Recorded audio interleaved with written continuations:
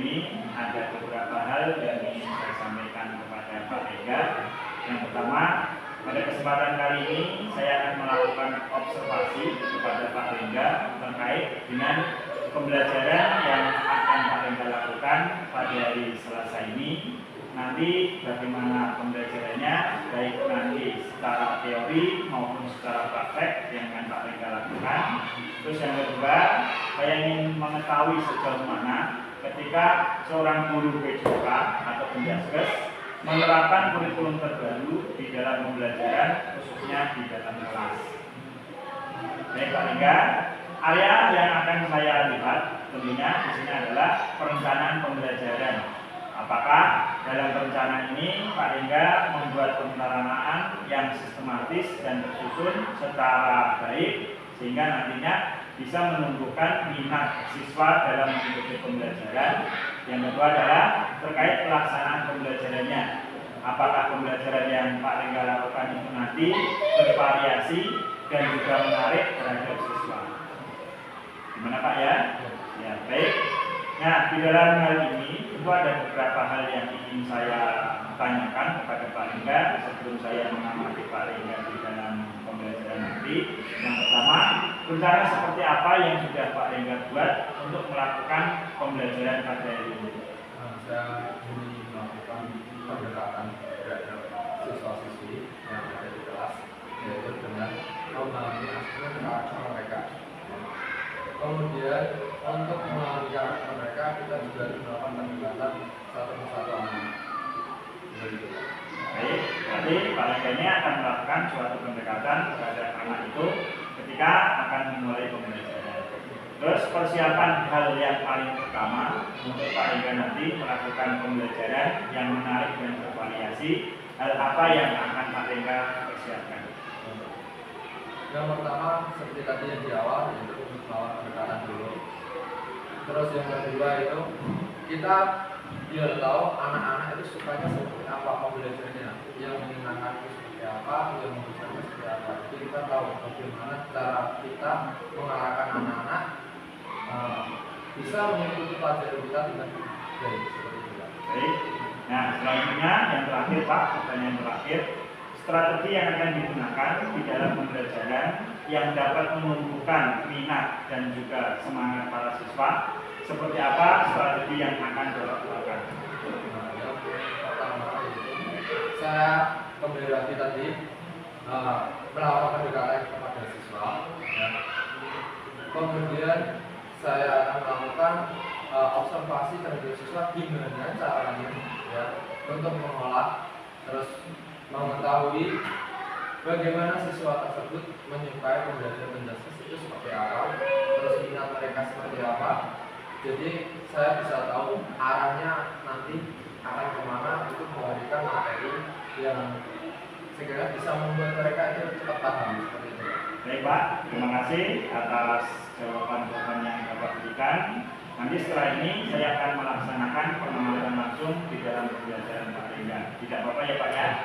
Baik, kalau tidak apa-apa, kita bisa segera di ruang kelas untuk melakukan pembelajaran bersama anak-anak. Ada yang ditanyakan Pak? Belum ada. Ada, kalau tidak ada, saya akhiri. Wassalamualaikum warahmatullahi wabarakatuh.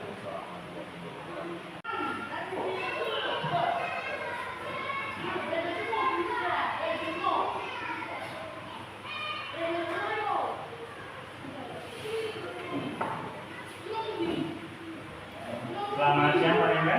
Selamat siang Pak Dir. Bagaimana kabarnya? Alhamdulillah sehat. Kerja, gimana perasaannya setelah melaksanakan kegiatan pembelajaran di kelas dan di luar kelas tadi? Rasanya capek, terus ya juga happy sih. Happy, baik. Dari hal itu semua yang Pak Rengga rasakan, hal yang paling menyenangkan dari pembelajaran tadi apa Pak?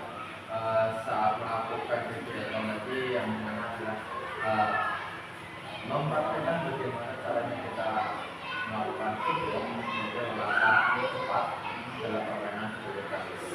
Nah, mungkin dalam praktek tadi ada kendala yang ditemui dari Pak Rengga?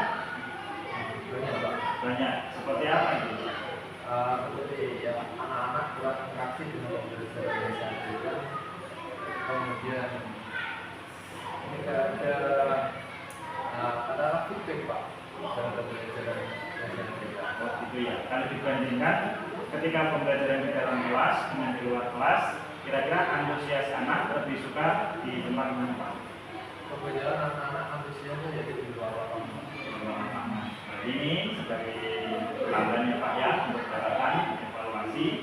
Pada kesempatan kali ini Pak, obrolan tadi adalah sebagai pembuka kegiatan ini, yaitu terkait dengan pasca observasi saya. Nah, dari uraian penjelasan dari Pak Rengga, ternyata anak lebih cenderung bersemangat ketika melakukan kegiatan di luar ruangan. Nah, strategi seperti itu apakah akan Pak Rengga terapkan untuk pembelajaran yang berkelanjutan?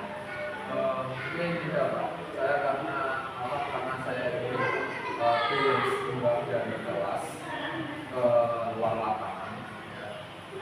Saya juga materi-materi yang saya berikan bisa diberikan oleh siswa, bukan hanya soal praktek saja, tapi bagaimana cara kita menyampaikan pembelajaran itu di dalam kelas. Baik Pak, ternyata dengan Bapak itu ada bervariasi antara pembelajaran di dalam kelas dengan pembelajaran di luar kelas. Namun yang di sini yang saya ingin tanyakan Pak, secara keseluruhan pembelajaran yang dilakukan sudah baik sesuai dengan alurnya, ada persiapan, ada pembukaan, ada juga penyampaian materi, terus ada juga tadi saya lihat di dalam kelas itu Bapak sudah melakukan pengelolaan kelas, terus ada juga penutup. Nah, yang saya tanyakan, bagaimana keinginan Bapak ke depannya untuk mengembangkan sikap tindak lanjut dari kegiatan yang sudah Bapak lakukan?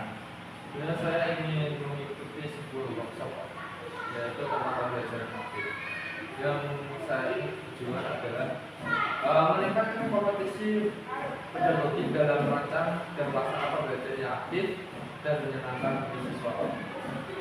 Untuk tolak ukur keberhasilannya itu peningkatan nilai siswa, peningkatan prestasi siswa dalam kegiatan olahraga.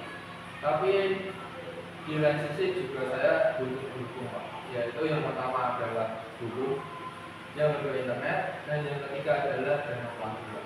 Seperti itu. Untuk waktu pelaksananya Pak, untuk workshop itu kira-kira dilaksanakan berapa? Perkiraan di bulan Oktober hingga Desember nanti Pak. Berarti Pak Rengga mengikutinya dalam satu semester itu untuk pengembangan dirinya ya Pak ya? Iya, benar. Nah, selain itu mengikuti workshop, mungkin ada kegiatan lain yang dapat menunjang pengembangan diri dari Pak Rengga? Ada Pak. Apa itu Pak? Kalau boleh tahu? Yaitu mungkin saya bisa berdiskusi dengan guru-guru penjas dari sekolah lain. Terus saya dapat menyusun pembelajaran yang bervariasi dalam kelas sesuai dengan saran-saran dari guru penjas yang lain. Kemudian untuk pendukung yang saya butuhkan adalah sebuah sarana, yaitu seperti grup WhatsApp. Nah, dan itu saya sudah mempunyai, yaitu grup penjas sendiri untuk KKG, EJK, sekecamatan itu. Seperti itu Pak. Jadi Pak ya, berarti dari kegiatan dua tadi itu Bapak yang pertama mengikuti workshop terkait dengan pengembangan dirinya, yang kedua Bapak akan mengikuti yaitu pembelajaran bersama guru penjas lain, di mana di situ sudah ada grup ataupun kegiatan yang berkaitan dengan penjaskes, salah satunya melalui KKG. Untuk kegiatan KKG ini biasanya dilakukan berapa bulan sekali? Biasanya dilakukan sebulan sekali Pak. Berarti setiap bulan itu tentu akan ada kegiatan KKG yang membahas keseluruhan permasalahan yang terdapat di dalam olahraga ya Pak ya. Baik, demikian ya Pak ya. Semoga pengembangan diri Bapak ini nantinya bisa berjalan sesuai dengan rencana yang Bapak lakukan. Terima kasih Pak atas waktunya. Tetap semangat, jangan kendor di dalam mendidik siswa-siswi. Terima kasih, sama-sama ya Pak ya. Assalamualaikum warahmatullahi wabarakatuh.